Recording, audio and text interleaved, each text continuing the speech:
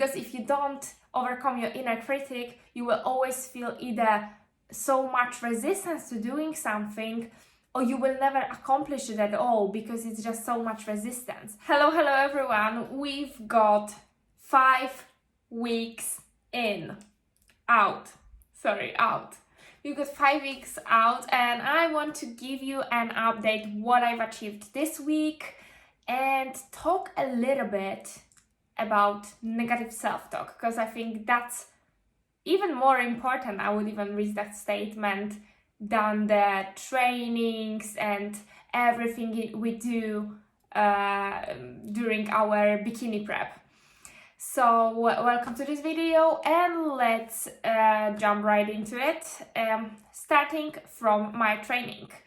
Or maybe starting from my weight actually. Have I lost weight or have I not lose weight? This week actually I've been successful. It wasn't like last week when I struggled with how is this called? Compliance with my nutrition protocol. This week was amazing. I was eating 1850 calories per day with 35% of protein. I was very compliant, and I did certainly slept much better. I prioritized my sleep this week, and I managed to lose weight 54.9. I just can't remember how much I've lost, but I certainly lost some weight, which is amazing. In terms of the workouts, I was doing still 4 workouts. I got a plan from my coach, but I didn't manage to do all of the 5 because I just wanted to prioritize my sleep. I just felt one day that I just can't go to the gym. I just couldn't. I wasn't in the right space to do so, and sometimes taking a break can be actually much more beneficial, as you can see by just looking from my weight loss from the previous week and the week today. So another things I've done was actually improved my running score. And now I got some angel numbers, 22:20. That was my minutes on 5K run on Saturday, because I always do that with my friends when we run along the beach with Swansea Park Run or UK Park Run that you can also participate in. It's an amazing way to start your fitness journey. So we did that, and every single day I was reaching my 10K steps to comply with that target, and that brought me results. It's like it's pure maths actually. Like it's calories in, calories out, whilst having the right mindset, which I want to talk about now. But before that, a little bit about the posing. So with the posing, I'm keep improving myself, keep practicing at least 15 minutes a day. And this is where this negative self-talk for me comes in, because as much as I'm very good at the gym, I feel like I can be more relaxed when posing. I can feel more confident. I can work and build up that confidence, because this is something completely new to me. So I am gentle on myself. I try to be gentle on myself. It doesn't always work, but I'm getting better every single time, and I'm trying to have as much fun as I can. And I do, I really do, and I'm realizing the importance of it. And that's why I want to bring that up today when talking about negative self-talk. So this is something that every one of us can keep improving and keep building ourselves up and empowering ourselves, as opposed to going into the mindset of negative self-talk, of giving to your inner critic, as opposed to just being a Wonder Woman, as opposed to cheering yourself up and just empowering yourself on a daily basis to do things. because that inner critic is what's holding you back from taking action, from doing that posing, from going to the gym, from even exercising. You know, like everyone is on a different path, on a different point on the fitness journey, and the inner critic always comes up, and it's always something that we need to go and push through, because if you don't overcome your inner critic, you will always feel either so much resistance to doing something, or you will never accomplish it at all because it's just so much resistance. And this is what differentiates people that are successful and people that aren't so much, or just go to the certain point and then face resistance. And what is the most important in this concept of inner critic is first realizing that you have it. Because if you don't know, and very often we don't know, we just feel like not doing something, where we just don't know why. We just think like we are this way. We make excuses, you know? We make excuses for our inner critic to persist. And inner critic is a demon. And when you are staying the same, when you're not doing things that you know will bring you results that you should be doing, but there is something is holding you back, you are feeding the demon. But in the same time, the demon could try to protect you in some sort of way. Well, protect you in a way that is not very successful, you know, because it's keeping you staying the same in your bubble, that it's actually harming you, that it's actually causing you pain. If you're trying to lose weight and you don't feel like going to the gym, if you lack confidence going to the gym because your inner critic is telling you how people are gonna look at you, how people are going to judge you, how people are going to laugh at you. And the only way to overcome it is to actually face that fear. Face it right in. Go to that gym. Start small. You don't need to be, you know, like sort of jumping into the warmest pot, you know. Start small, from the pot that is a little bit warm to the warmer, and then to the hot, because that's how you're going to adapt. So maybe start from going to the gym only for running on a treadmill. Then maybe start doing some movements in the corner, and then maybe hire a coach and ask them to show you around with the different equipment. This is huge. Like, if you can't overcome something by yourself, you gotta ask for help. You gotta do everything it takes to be successful, to overcome that. Because that's the thing, you don't need to do everything by yourself. God put us, or the universal power put us on this earth together to help each other, to bring each other up, because everyone has different resources, and you don't need to do it by yourself. You are not, in fact, by yourself, and you are not with this inner critic by yourself. I've got inner critic. Everyone on the planet has got inner critic, but not everyone realizes it, that it's the inner critic that's holding them back. It's not you. It's that inner critic, that inner voice that is telling you that you're not enough. That inner voice that is telling you that you can't achieve success. And first step to success is to realize that you've got something like this going on in your head, telling you that you can't achieve something and holding you back from taking action.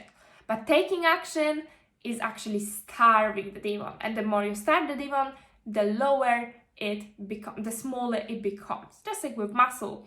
If you're feeding the muscle, if you exercising, you grow it. But if you don't give it, then it's gonna get smaller and smaller and smaller. So this is the strategy. Just facing your fears, doing challenging things, like stepping out of this comfort zone, testing yourself, how you can feel comfortable, you know, in the stepping out of this comfort zone, you know, and then just going for it, because that's the thing. Our mind fears what it's not familiar to it. And going to the gym for the first time, it's not familiar. Posing for me, it's not familiar. Posing in the public, oh my gosh, this is not familiar at all. But that's why I do it. That's why I do it on the train station. That's why I do it where people are around me at the gym, because it feels uneasy, because I get used to feeling uncomfortable, feel comfortable feeling uncomfortable. That's what you need to, the mindset you need to adapt to keep expanding your comfort zone and gradually building success, gradually testing out what you can do and having fun with it. Think of the worst case scenario. A lot of us like to fall into that positive thinking. Oh, what amazing things can happen, what exercise can give me, etc, etc. But sometimes this is not enough. Sometimes you gotta think, what's the worst case scenario? What's the worst that can happen? And it's actually ridiculous, because you're not gonna die because someone's laughed at you. What can happen? Like, if someone's laughing at you, then what? You don't even know that person. You don't like everyone. So why do you expect everyone to like you then? Like, no, but not everyone can like you. And you are improving yourself. You are developing yourself. In fact, when I started my fitness journey, when I look back at that girl, I'm proud of her, And I also laugh at, my hip thrust at the time and the mistakes I was making. But I was still doing my best. And people who laugh at you, they don't have appreciation for themselves and for you. So just remember that every time when you think low of yourself or you fear that someone is going to be laughing at you. Another thing that is super important when it comes to the inner critic is knowing your why. Why you're doing what you do. In relation to my bodybuilding competition, the comparison struggle is real. When you look at other girls, when I'm observing the shows, it's hard not to compare one person to another, but you need to remember that everyone has got their own journey, and I need to remember that myself, remind myself that as well. And if you only do the bodybuilding competition to win, I don't think it's sustainable, because this is something that you can't control. People have got different tastes. The judges are going to have different tastes, and different people move in different ways, which is unique, which is amazing. And different people, as I said, different judges will have different tastes, and you cannot control who is going to be there on the day. You can only control how you feel and your physiology, your confidence, and you build confidence when you feel comfortable with yourself, with your skin, when you have fun, you resonate. The physiology is 95% of your communication on the stage, on the camera, the way you look at people. And I want you to look at the stage, to walk in the stage or walk to the gym. Well, maybe walking at the stage is a more appropriate example here. But walk at that stage and make the judges walk the way you want the judges to feel. That's how I want to walk on the stage.